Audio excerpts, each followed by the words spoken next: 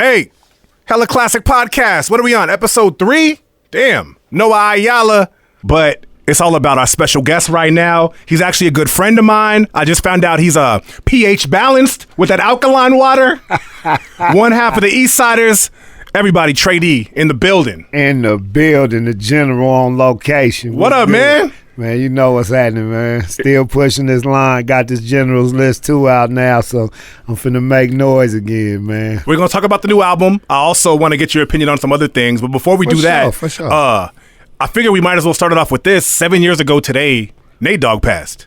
Right. And I'm sure you had a relationship with Nate Dogg, right? You know I did. Man, I can say so much about Nate.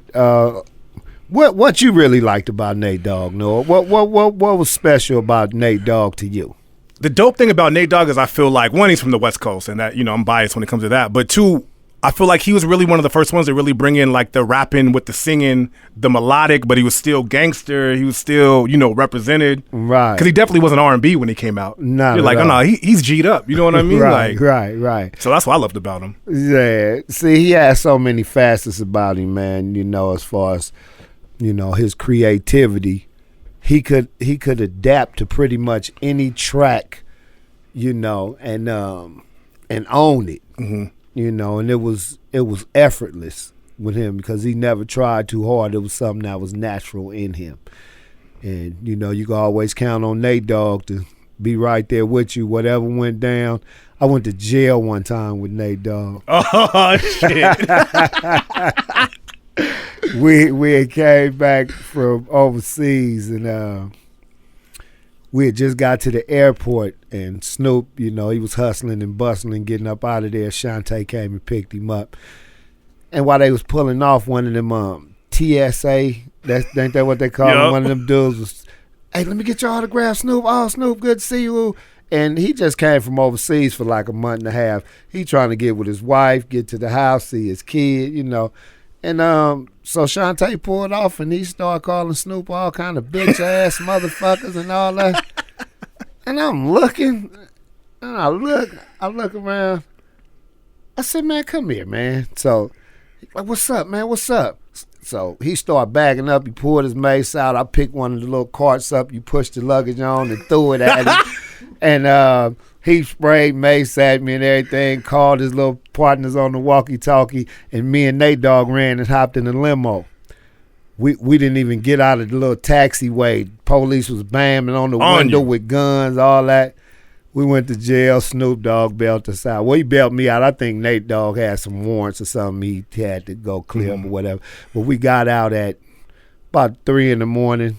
and went to the homie house, the homie who we always mention on records. He don't sell weed no more, so I can say his name. Lil Blue. What up, Lil Blue? We went to Lil Blue house and got us like an ounce or something and made it back to where we was. And I said, yeah, man, Nate, my guy, man. We done been all over together. I done been with with him to his family house in Mississippi and couple times. Oh wow, man! And he still hasn't been. You can't replace him still. No, you can't. Can't nobody replace Nate Dogg. Half of our, and I was tripping today because we were talking about it. I was like, half of our songs we play on K-Day, they're Nate Dogg songs. Ain't that big?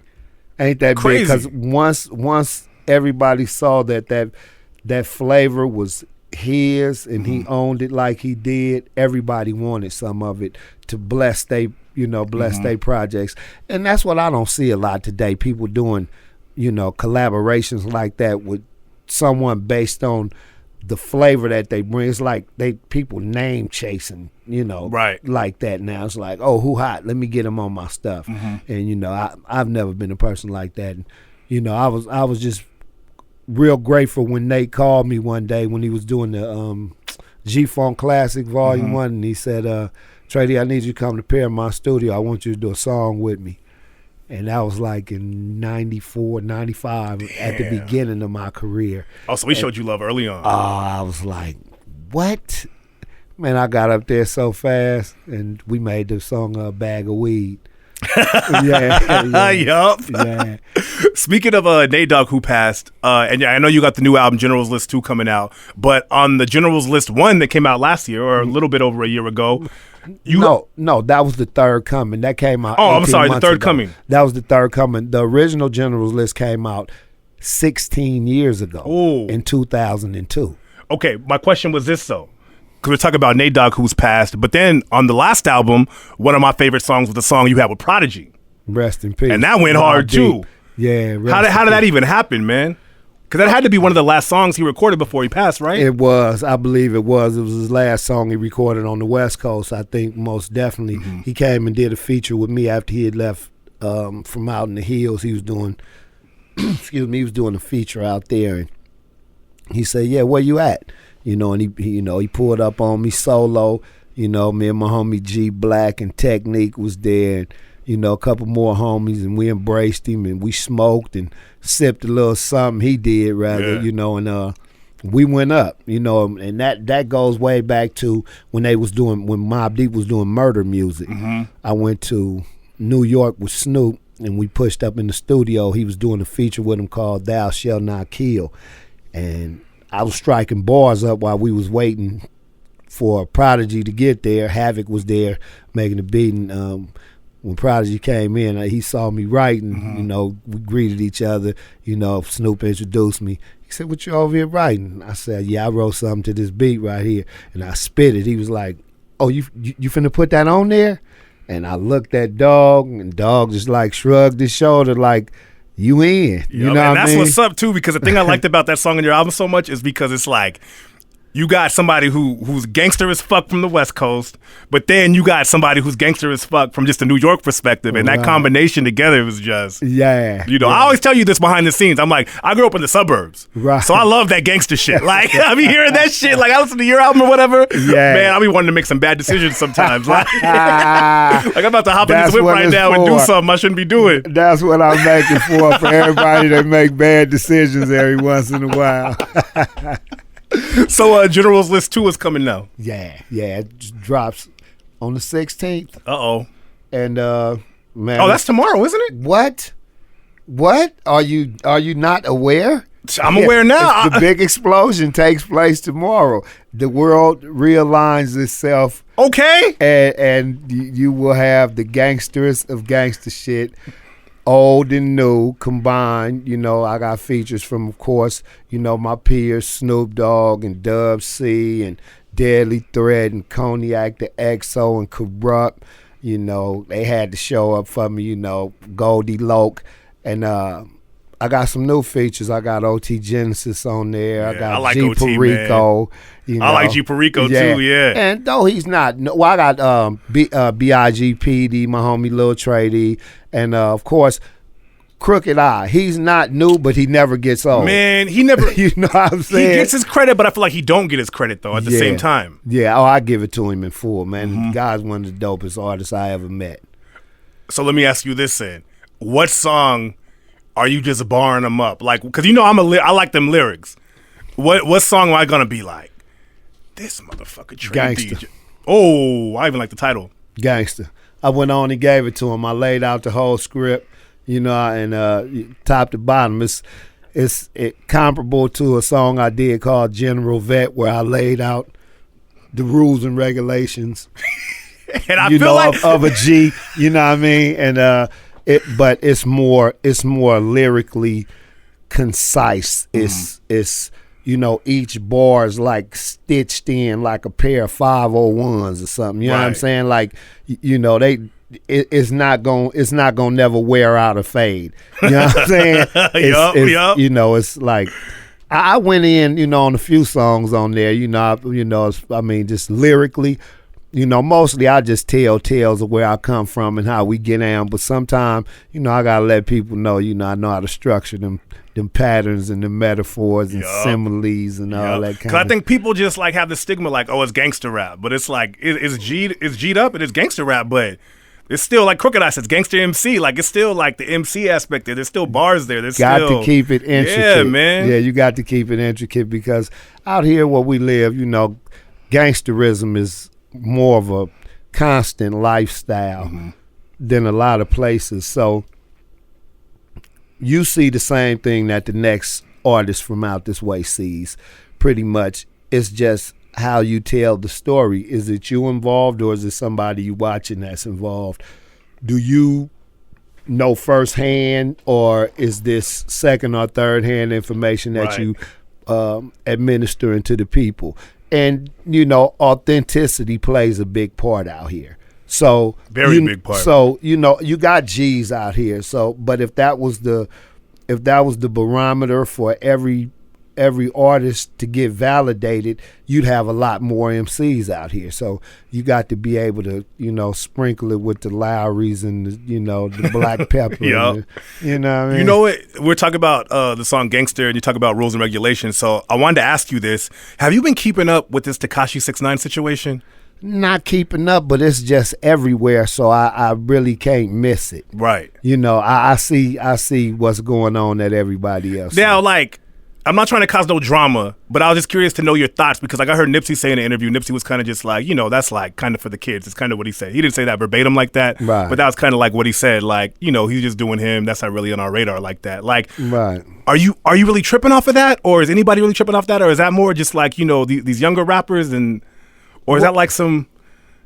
Well, just process it like this. If Nipsey said it was for the kids, how would I see it? Very true. Very true. You know what I mean? Very true. Because, Nipsey's a product of what we created, at Doghouse, and his influences are, above Tekashi69 and other people in that realm right now. So, I'm just now really getting off into the the Kevin Gates and the Migos and the different artists like that out there. So Tekashi69 only came on my radar, when I wonder, was he a Saguni first? You know what I'm saying? Limp wrist. You know what I mean? With the hair like that. I wondered. You know what I mean? I'm like, what is this? Because I've been seeing people wearing purses and what I'm saying, and all kind of different kind of dress codes. But then, I saw him getting an altercation, and he ran back out of the airport. Yep. And he stayed down. He just got barred from little Jay Prince's. I saw that last night. Yeah. So, but he showed up, and it wasn't nothing but grimy dudes up, and it was a bunch of grimy. Houston don't play. You know what I mean? You in the H-Town, it's gonna be some thugs in the building, and he came up there and and showed up. So. I mean, whatever he doing it like he doing it, and that's way off my radar. You know what so I mean? we ain't gonna see Tray Deee in a blonde wig, or excuse me, a rainbow wig with some rainbow teeth. Well, if Steven Spielberg got a part for me that's gonna hit me with like about 10, 15 million, and he need me for about 2 or 3 minutes, I could probably slide one on. I ain't gonna lie. I'm not mad at you though. Just me naturally, pushing around in public, doing my thing. Now you'll see the Jerry curl. You'll see the Jerry curl again before you see some. And love the Tekashi, man. I'm not trying to hate on him or anything, because his music is like, he got that energy right now, so you can't be mad at that. Right. Do your thing, young man. Yeah, man. Yeah, do your thing. We just ain't man. rocking no rainbow wigs, So General's List 2 comes out tomorrow. It's gonna be everywhere. What else do we need to know, man? Well, you just need to know, man, that real music, it starts with the artist's conviction to hip hop.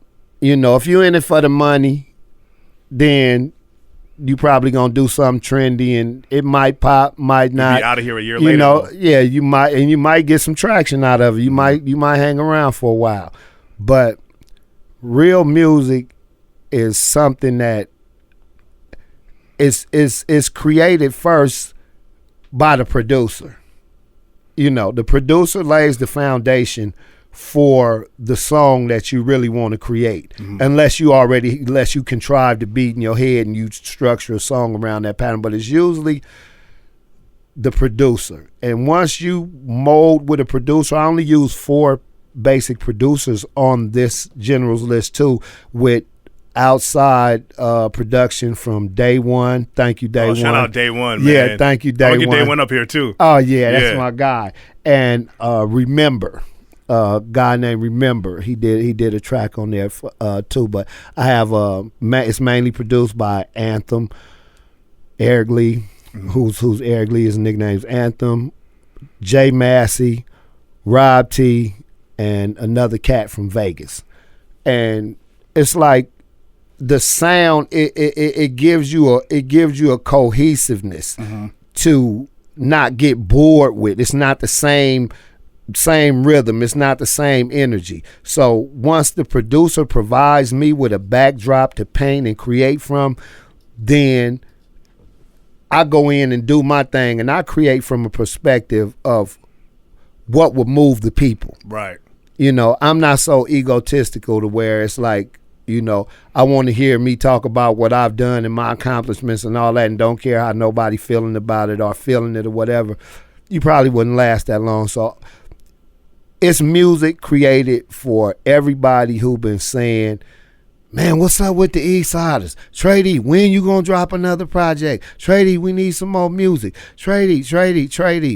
Tray Deee went in for like 14, 15 months, and let everything really Gave everybody the answers. Yeah, exactly, and let everything come together, and y'all gonna love this. I guarantee you, this gonna be a project that once it's in your system, it's gonna compete with your favorites for playtime. Yep. I guarantee you that. And I had a real great time making it. Shout out to my Supreme Circle Music Group team, for helping me cross the T's and dot the I's and bring everything to fruition. And, all the artists on there that, that participated, whether you had a major name or, your name wasn't that large, you made it to the generals list. And that's because, I regard your lyricism. It's not what your standing is in society and all that. If you get down, and I respect you, I brought you on this to get down with me, and everybody did their thing, man. Shout out to all the producers, and shout out to my fans, man. Y'all still riding with me after 20-something years. Yep. I love y'all, man. Love seeing y'all on the streets. That's 2-0. That's 20. Like, a lot of people don't get one summer. Yeah. 20 years though. Yeah. Let me ask you this, man. Well, one thing I want to tell you is that you definitely need your own podcast. Because every time I interview you, I'm like, you need your own podcast, man. Like, right. Because you got so many stories that we could talk all day. I got Third Degree Radio. Do you? On Dash. On Dash. Okay. Myself, Cognac the XO, Guy Torrey, and DJ Cell. When does that come on? It comes on Monday, 10 to 12 Pacific Standard Time, AM, 10 a.m. Are you guys playing noon. music or you just talking? And we're playing music to live. Mm-hmm. We live every Monday. Oh, okay. Live from 10 a.m. to 12 noon Pacific Standard Time. And it's on the Native Rhymes channel on Dash Radio. So, I reach out and touch the people once a week. I give them a little. You always just have like stories. Like, a lot of people, like, you interview and it's like they give you one word answers. Or like, oh, yeah, it was good. Yeah. Well, see, we had fun. I wanted to be a radio personality a long time ago. So I learned what dead air was, and things of that nature. And I know people. People really want to get to know you as a person besides the music, and not just, not what time you go to bed or what you eat for breakfast and all that, but just really how you think and feel about different things. So, I know I had some good life experiences, like I had some bad ones as well. But just being able to get out and share, some of these fun stories and some of this history. Like you and Nate Dogg getting arrested at the airport. Oh, man. So how did you and Nate Dogg get arrested, but then Tekashi, he got to walk away? Man, hey, look, I assaulted a TSA officer. They got assaulted by two little skinny. Hey, shout out to y'all. Whoever y'all two dudes is that ran up on all them dudes and got loose. They got some heart, though. That's hard. Man, look, man, y'all some real ones, bro. Shout out to y'all. And all y'all who was out here woofing with this no-fly zone and check in and didn't do nothing but run your mouth. Man, look, man, y'all almost made us take a L, man. Y'all almost made the dub take a L. So all that social media woofing and all that, come on, man, back up off that. Real G's handle their business, man. Handle your business. That's right. Yeah. Okay. General's List 2, by the time people see this, it will be in stores. So General's List 2 in stores on all the streaming services, Spotify, Apple Music, wherever you get music at, it's there. Before I let you go, there's one more thing I got to ask. I need to know Tray Deee, the General's top 5 of all time. Top 5 of all time. Top 5 dead or alive. Off the top of the dome, it'd be Rakim, Tupac, Ice Cube,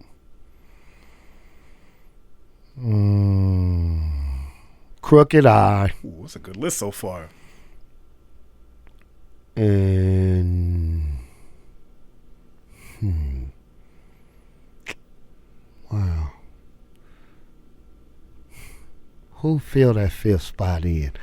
We got Nas, we got Jay, we got who else we got? I'd begrudgingly share that 5th spot with a combination of both Scarface and Jay-Z. Oh, okay, those are good answers. Yeah. But you're in there too, though. It's a three-way. They'd be tied for that. Okay. Yeah. Okay. Yeah. Yeah, those some real ones right there. Yeah. Well, hey, man, Tray Deee.